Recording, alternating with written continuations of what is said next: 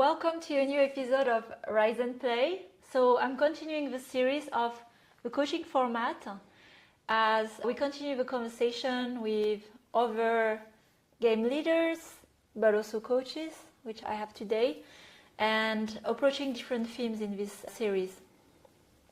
So today, the theme that is very much alive and why I brought Marco, I will introduce Marco in a moment for the ones who have not listened to the episode we had before and the work we've been doing together, is transformation, evolution, and changes in career. Because the two of us, we've been through a roller coaster. I know it's very much present for many in the industry right now, where it feels like the job you may have right now is going to collapse, then the next job collapses, or the next company. So everything feels very wobbly. And you may ask yourself, is this the only way? What am I doing? So we want to share a bit some perspective on evolution and different avenues when you find yourself a little stuck or trapped.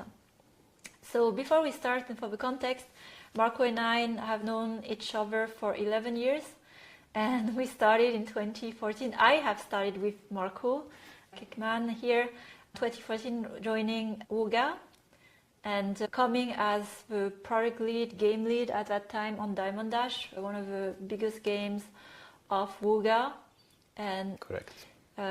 Former developer in the team, producer, all the roles, we'll talk about that. And then we've been on a journey where we've also worked together at Voodoo later on, co-leading a studio with Voodoo, the hybrid casual studio. It was a ride of 3 years. Amazing, a lot of lessons there as well. For a past episode you can tune into.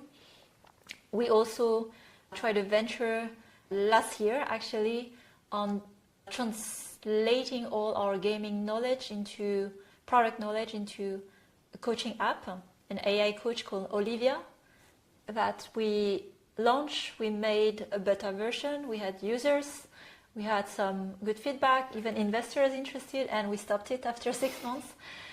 And a year have passed, and here we are again, partnering on something quite different, what an evolution, into something very close to our heart, that is around still leadership, coaching, transformation, and doing men's work, retreat with men. And this is also a new chapter for me.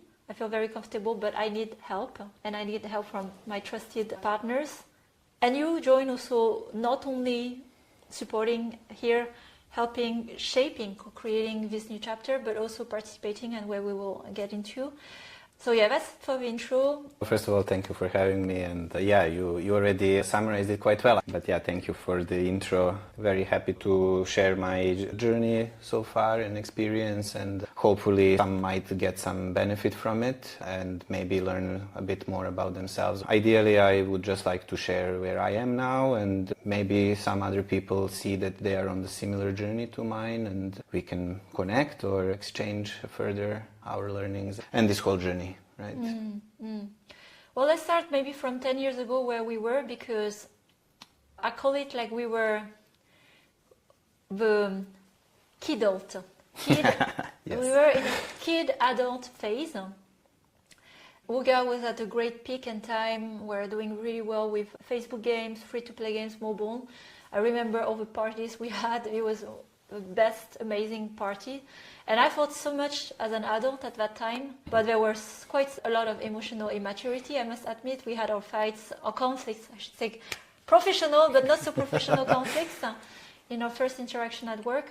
So I want to spend some time on that phase of our life where reflecting on that chapter for me was building so much authority by the status. I was the product lead and I felt very inflated.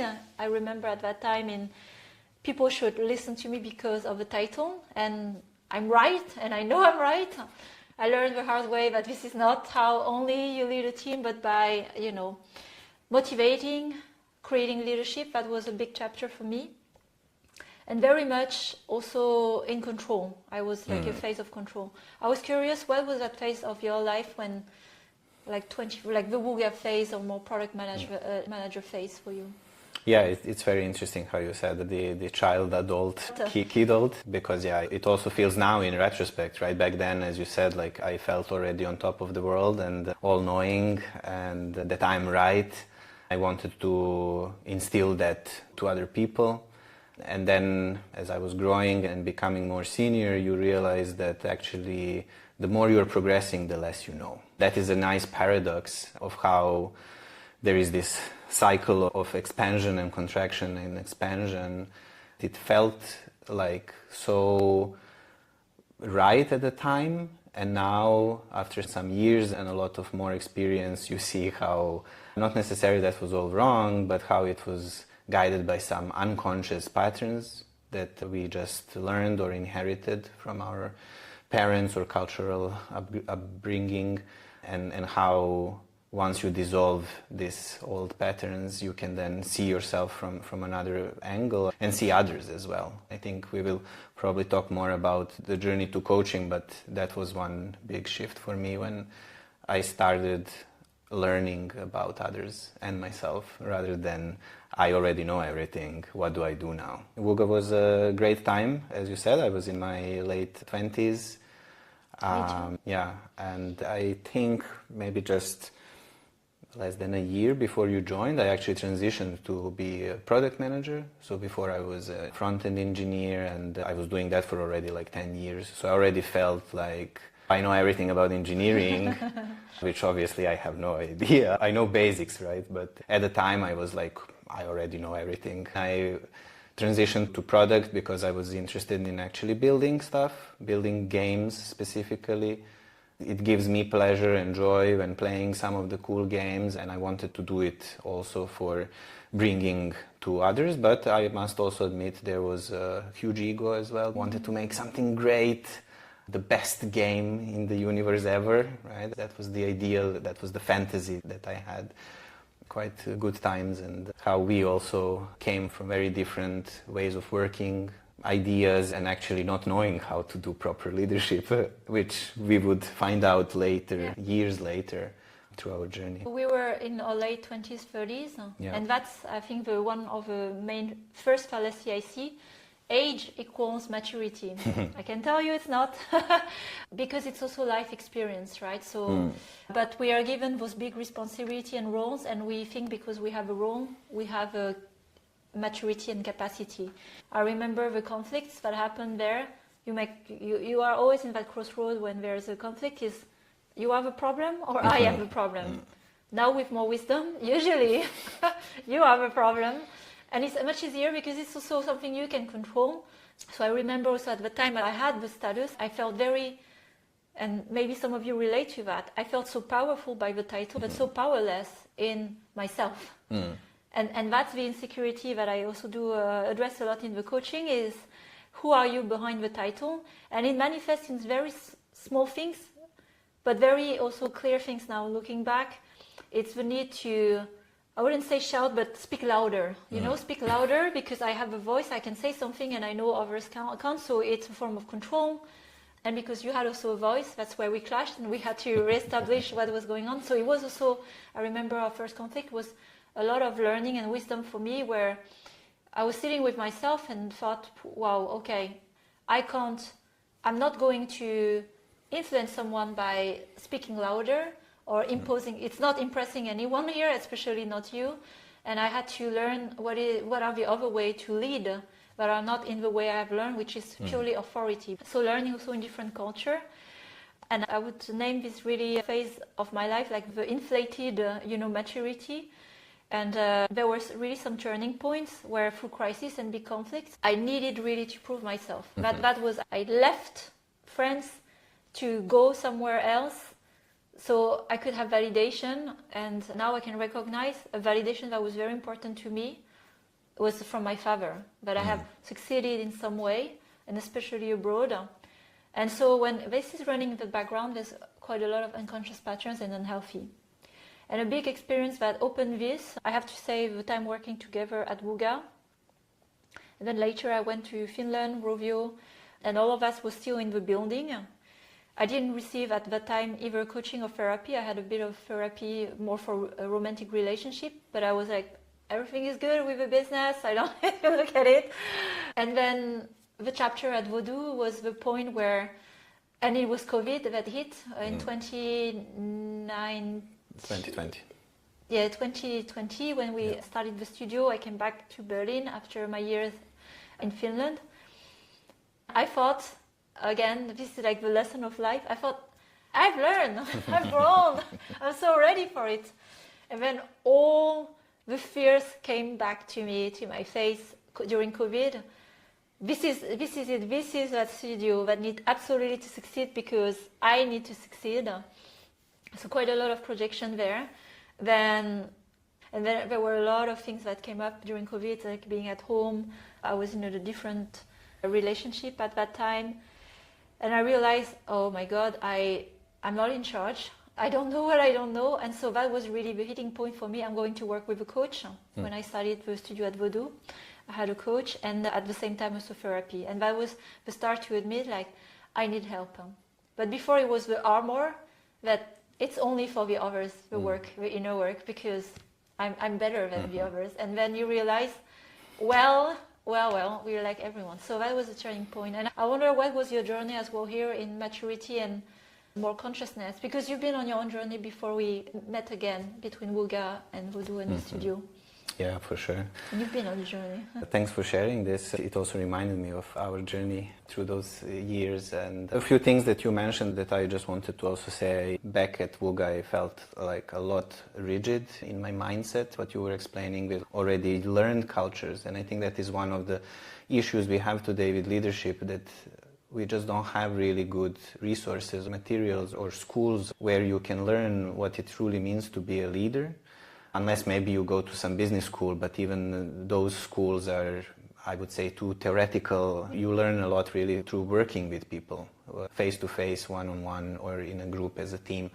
And that rigidness, I think, was something that I'm still fighting to this day, to try to loosen and make my mind a bit more fluid and accepting to other ways, and that there is not only one way, there are many different ways. And I've seen this a lot through my managerial career, or how many times I thought something would be so good and it turned out that it was not, and how some things that you thought would never work actually proved that they are good and that they are working in terms of business cases, right? Usually I'm talking about that. And that is something really, really interesting, how there is this constant play between us wanting to know and to have stability and plan everything, and then on the real side of things, projects are often messy. Yeah. You pivot on small decisions, on big decisions, people come, people go, issues that you didn't even know come to light, and then you have to deal with unknowns. So all of this is really a fantastic adventure, I would say. And if you turn your mindset into looking at it as an adventure, as a game even, Yeah. we often would say we are not saving lives here, Yeah. right? We are not in a hospital where we have to really deal with life and death situations. We are making an entertainment for the pleasure of people, and our job is just to make sure that we bring that value to the players. So yeah, with that mindset that I also had, it like, oh no, here we do agile and we only have to do agile. To be fair, I think I've never worked in a truly agile team, according to the manifestos and all the books that I also attended courses on agile and was even at one startup doing mostly agile coaching. And I've never seen it really in that way, how idealistically it is. There is always some forms of mixtures between the two, and there we also have then rigidity of like people being so to the letter and like, no, we are doing Kanban, and according to Kanban we have to do it this way. No, we are doing Scrum, we have to do it this way. And I like to just pick points from each of these. Even waterfall approach sometimes works in some concrete cases. Sometimes you do need more hierarchy, sometimes you need more egalitarian way of running teams and projects. That is my exercise of trying to be fluid and trying not to be stuck in these mindsets that we were stuck back in the days where I was like, this is not according to the rules of Agile, right? And how can you come and tell me to do it this way, right? My journey after Wooga was quite interesting. I was having this fantasy of making the game, and then I also went on a sabbatical for 6 months, traveled around Latin America and really enjoyed a lot of nature, met some really cool cultures and people, spent also some times in just really remote villages in Amazon for learning and experiencing that way of living as well, outside of like media and all the buzz, and really wanted to see how it feels when you don't do anything for a month, when you can just be. And there were actually some really profound experiences when you are allowing yourself to be. But at the time, it was more like still trapped in this achievement mindset that I wanted to prove. You mentioned your relationship with your father. I am, of course, going to mention my relationship with the mother. Your mother. where I think this fantasy of greatness is probably coming from my relationship with her, where I felt in my childhood that I had to prove myself, that I had to be valuable, that I have to achieve, that I have to have this status, right? That those are all the traits that if I achieve, then I will be loved, right?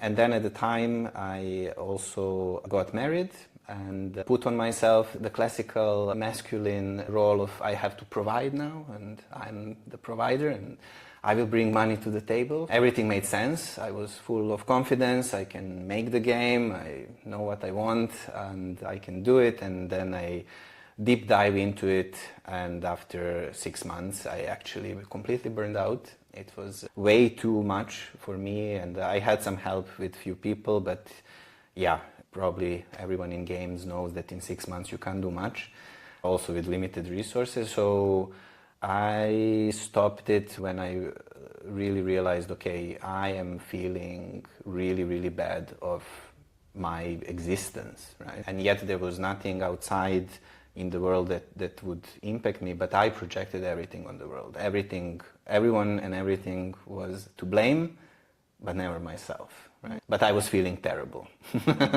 So it's really a paradox of like, how do you feel terrible, but you think that you are right, but everything else is wrong, right? And that burnout really was quite impactful. I really went to the bottom, I think, of my life until that point. I had before also burnout, also because of a job back when I was way too younger, in my early 20s. And it seems that like I already had that experience. I learned mistakes, then I didn't, then I did it again. Then like, what is going on? Am I going to learn from my mistakes? But that was also a moment of transition, right? Even though I felt completely lost in life and very worthless, and then the whole ego destruction started happening. And just because it was so unbearable, I went to the therapist and really got to the point where I said, okay, I need also help. I'm not so smart to figure this out for myself, and I'm not feeling well. Luckily, I mean, in my family, I have people who are into psychology, so I was not completely foreign to that. I already had some knowledge, and I was curious from early days of, again, from all the relationships in my family and trying to understand why people behave in a certain way. And then that led me to try out some new things. I joined actually a startup, Hello Better, and worked on a mood tracking app. So like psychology involved with tech. So it was already like changing in me of like, okay, I need to actually go back to the drawing board. I need to learn more and maybe do something that is more closer to heart. As I was in that state, I needed that. So that was also very interesting journey when you start reading so much about other people and you recognize yourself in all these templates. Yeah. And then at one point you're reading and you're like, how do they know more about me than I know about myself, right? And that is where I started thinking more of, okay, I want to learn more, and even thinking about potential career direction. But at the time I was totally thinking like, yeah, I have no chances going in that space. Then it happened that we connected around the Voodoo mission to build a team, and knowing how we worked before and that we have this capacity of venting out to each other, getting into the fights, but then going into our own caves, going into introspection, self-reflection, and then coming back and reintegrating what did we learn, how then we can continue. And I knew that that is what I needed. I needed space where I could then put my potential to its use. So that mission with Voodoo was really great, and I think the challenge of Corona was just a cherry on top that we didn't expect at all. Yet that is exactly what we are talking, like even though you have some vision and plan for the next 3 years, things actually outside can completely change your course, right? And how you then even... I was still on the recovery, because recovery actually took me quite a long time, or it's relative, right? For me, it felt long, a few years. And with work, we started building the team and getting all the people, and really for the first time working as a direct manager to some. I wanted to learn more about myself, but also how do I talk with people? How do I actually do this? There was a transformational coaching course that got me curious, and I signed up for it. There I learned basics of coaching skills. I think it was more healing for me, the process of learning about coaching, rather than me getting a new career, right? But I must say that I personally had so much benefits of learning those skills. It improved all my relationships with friends, with romantic partners, with my mom, with my dad, and even with strangers. And I think here I would just point one critical skill was active listening. And that is maybe for the first time in my life, to be honest, that I learned how to actually listen to people. And when I say listen, it's like you are listening for the knowledge, for the information, but not to reply, not to be correct, not to say your own wisdom to the point, right? But actually just getting into someone's own perception and trying to imagine the world from their perspective. And when you do that, empathy is the thing that comes, that really flourish. When you understand someone, you can then empathize with them.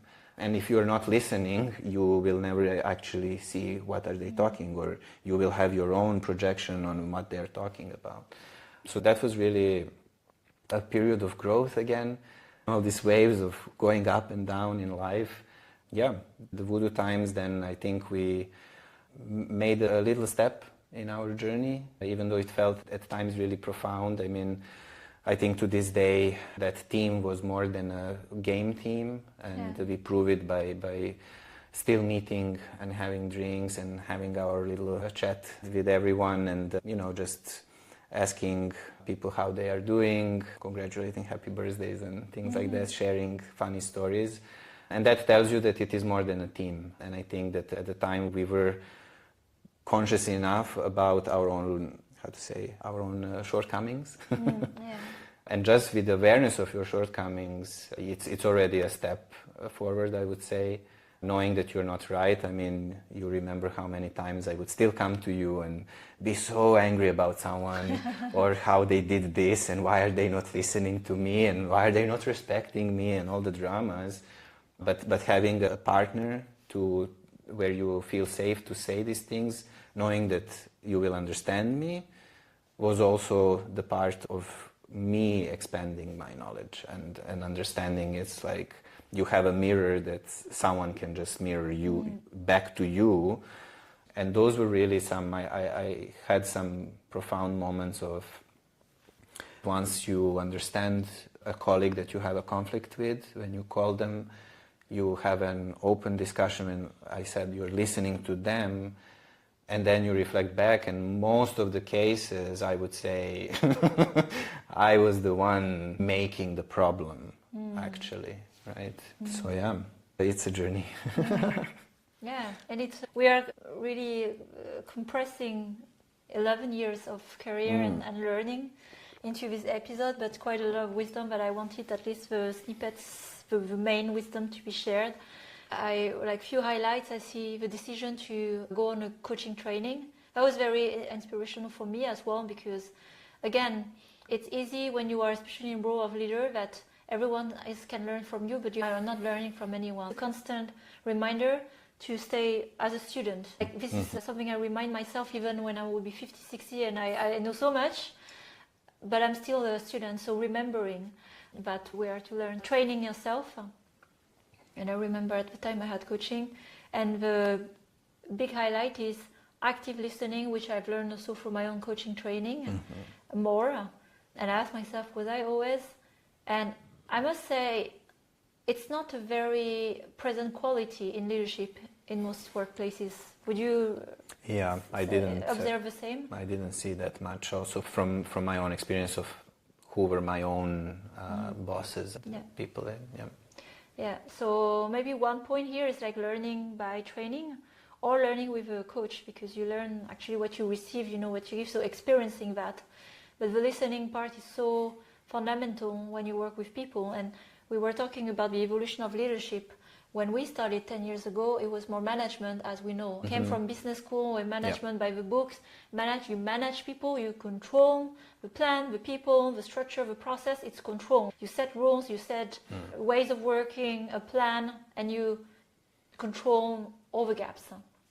Leadership, it's evolutionary because it is where you break all the system, because it's not about controlling the system, leading, influencing, leading a group towards a same outcome. The way you get there is very creative, it's very context-based, and also like time-based.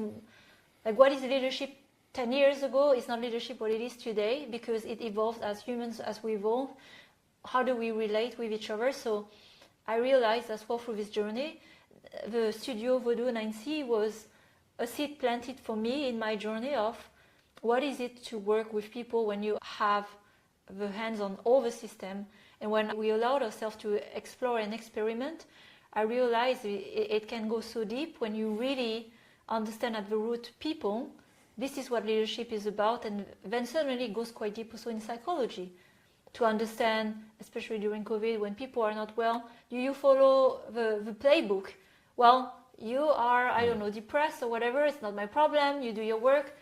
And we see how it's going great when we follow things by the book, but here it requires a lot of intuition, which is also not so much present in the leadership, because these days when I'm observing, it's so much in the mind that we lost the senses, the attunement to even see someone for who they are, where they are, beyond our projection.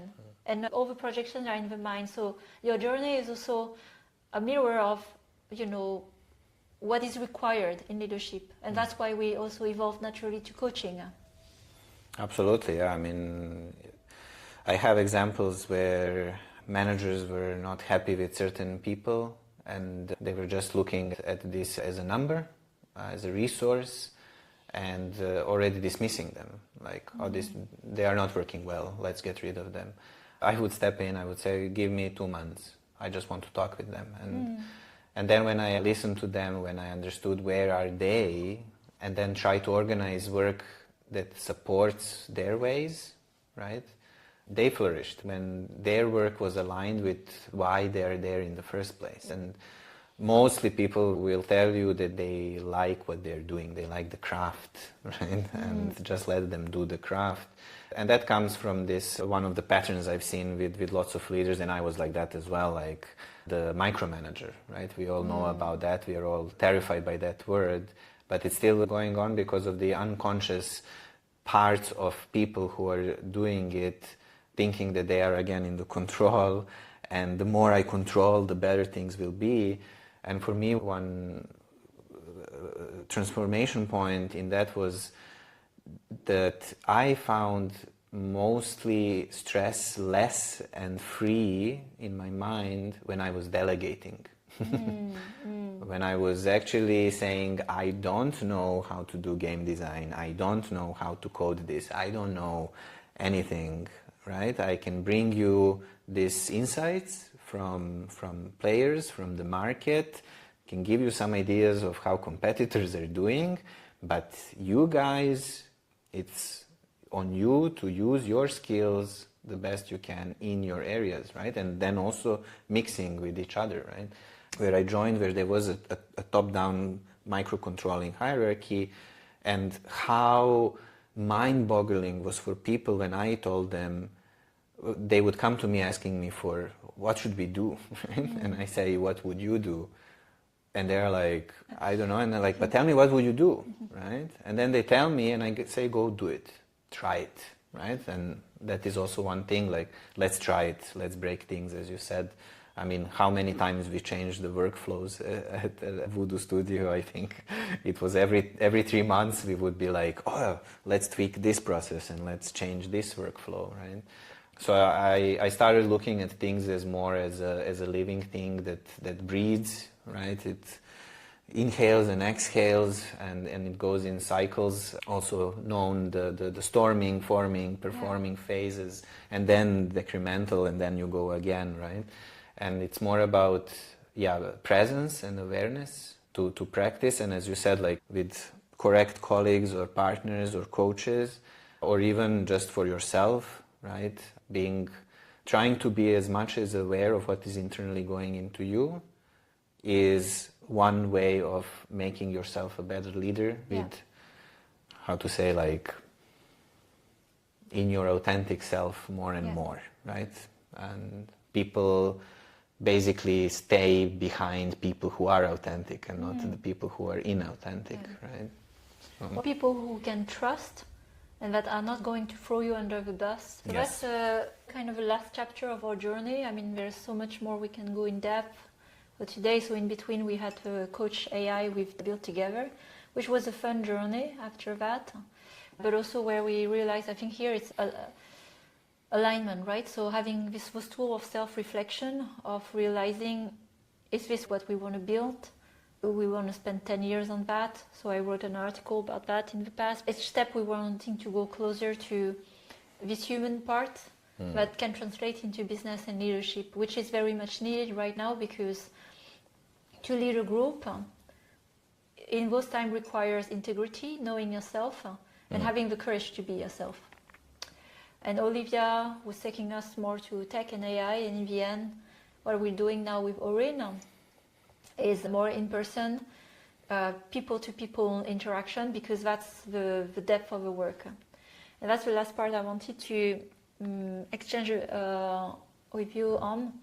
Something I've noticed in this work, because there's a gap of work in leaders. I'm very fortunate to work with many leaders who are aware enough that they are working with a coach, not just for higher performance, but for self-awareness. I even have more Gen Z. They know they are their own enemy, and that's a great place to start, because we're working on the right thing, and not like, my team sucks, my business sucks, my product, everyone around me sucks, and I need someone to help me manipulate that. And that is much harder work, of course, to do this. What I see the pattern, and that's why we are opening work with men, that's quite interesting, is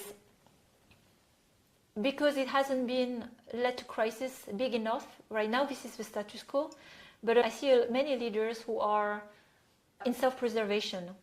So they want the power, they want the status, they want the responsibility, but they don't want to have the accountability of what it is to be responsible for people. Because that means if you are taking that responsibility, you need to look inward and start to do a bit of cleanup inside. Cleanup of your shadows, the shame, maybe the bad things you've done in the past that you need to clear, but the guilt is there and you project again on others. And that, with my clients, when I see coming in, there's quite a backlog of things we need to do the cleanup. Before you can go in more serenity with what I call conscious leadership, like with how can you show up to be yourself by knowing first who you are, and so people can trust you fully, where you can be consistent. And then with men, I find it interesting because we're going to start this work, so we're having a retreat in next spring with a dozen of men, leaders in games and tech, who are going on that journey of transformation, where they've had enough, or they are curious to go in that inner journey because they understand that this is what the world requires. And there's also some resistance, quite a lot of the ego. It is like, I don't think I'm ready for that. And I had already 20 women who showed up to do the work. So, I'm trying to have compassion here, like what could be in the way of all those little voice and talks to prevent to do the inner work also for men leaders. But the reality, you share that statistic, I mean, majority of the ones coming to coaching work or therapy are women. Yes. So yourself in your own journey, of course, you have done also this work before, and you choose again to do this work, coming also to the men's work. What are your observations here, and coming from your own journey as well? Yeah, I was looking into some statistics and reports, mostly Europe, US, so I will just talk about that. More than 75% of people who involve themselves into therapy or self-help books, courses, are women. 1 out of 4 people, just 1 guy would be there and 3 women. That also then translates into also who are the therapists. Like majority of them are women, even more, right? I think around 85%. So there is quite a lot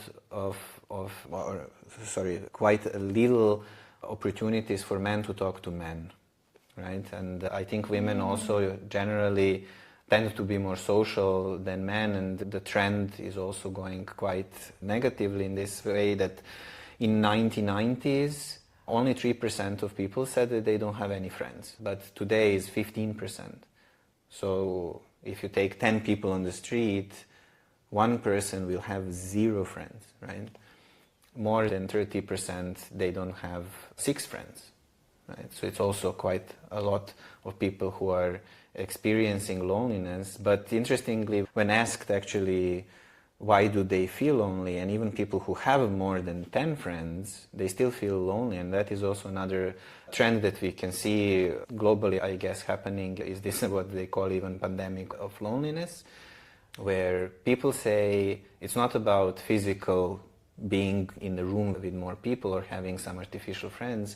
They all say that nobody really knows me, right? And I think that is what we were talking a lot about, authenticity and vulnerability, especially with men and the cultural structures around masculinity, where you have to be strong and you will always push alone through your problems and deal with your problems alone. And especially that narrative of like, oh, therapy is for weak or for feminine. And I can see why there is that narrative in certain men. So yeah, there is a lot of trends that are saying also on the burnout. Sorry, I just wanted to say, because that's a topic dear to me. Managers especially, more than half are feeling burnout, right, while still working. So that is for me like, wow, so every second manager is living very bad life for themselves personally. They don't feel well. All this were really, I mean, I picked up points that are interesting for me, and what I would like to work myself also, to really see again, to have that sense of I'm not alone in this, I'm not the only one experiencing this, there are other people.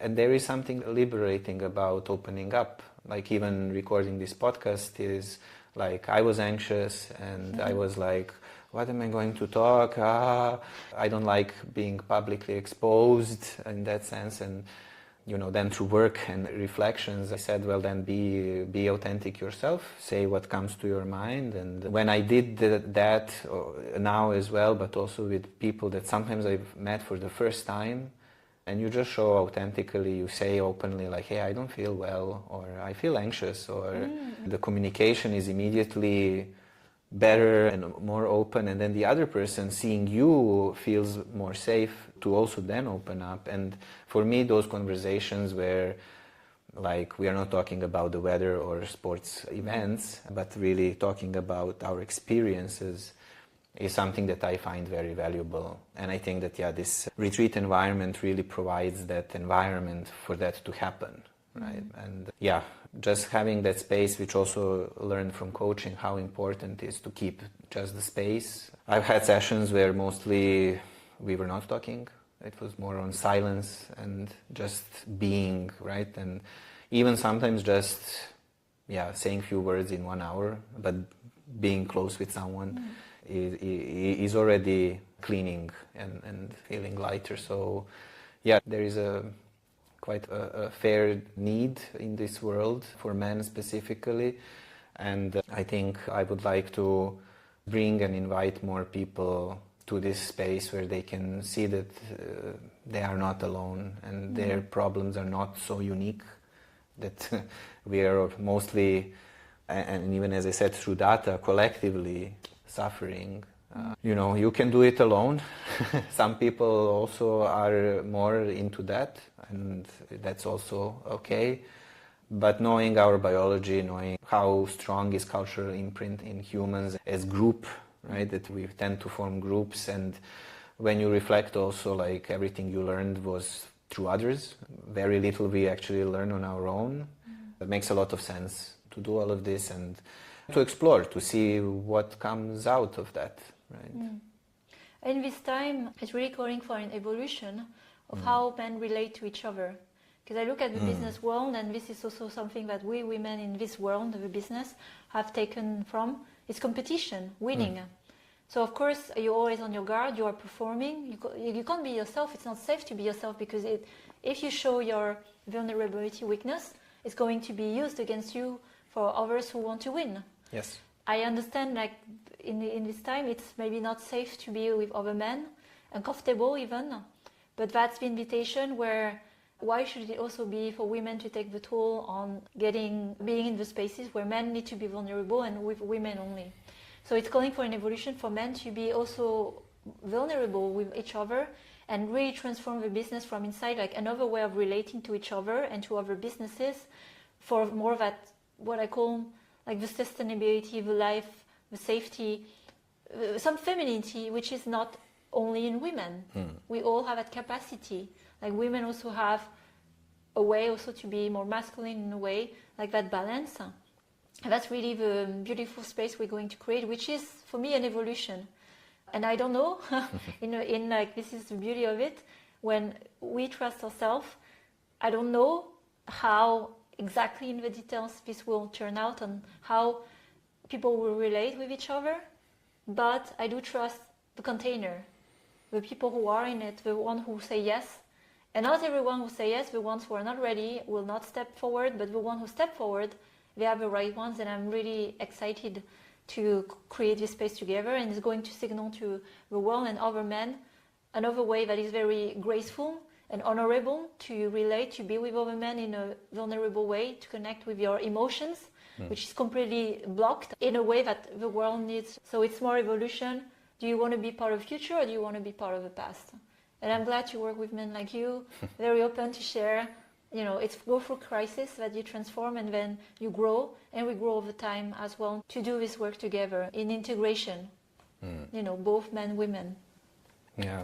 Any last words before we close for this conversation today? Maybe I would just wrap it up with one learning from the coaching, and especially in transformative coaching, the belief is that everyone is already a whole, knowledgeable, and that they already know what they want, what they don't want, how they feel, and that coaching is there to support them to go through the process, which is different from, let's say, psychology, where psychology approaches more from, hey, this is wrong with you, and we put you in this category. Coaching is more about movement and change to yourself, through which then comes change toward the outer world. Beautiful. Well, stay tuned for a future episode. I will continue more leadership insights, and especially to the transformation and evolution of leadership. So this is really where I want to continue the series. And we're going to start very soon, at the end of the year, of the work with Men Leadership Circle, assisted by other men, and I'm the one, like, of course, in building that bridge, but we will be working closely, and we're going to do very interesting things that we will share in future episodes about what we do at the retreats, because we don't work only with the mind, we do a lot of somatic practices, looking into the blockers, the wounds that are blockers in leadership. But that is for future episodes, and I give you here a little teaser. Marco and I have worked with different modalities where we've been into the jungle of Amazonia and done this in work for ourselves. We are in the capacity to hold the space and go in places that could be quite difficult for others, the shadows, and that's what allows us to do this work today, and we will share more about that if you're curious. Thank you for having me, Sophie. Yeah. And it was a pleasure, and looking forward to see what comes Yes. next. Exactly. Thank you, Marco. Thank you, everyone. Bye, everyone.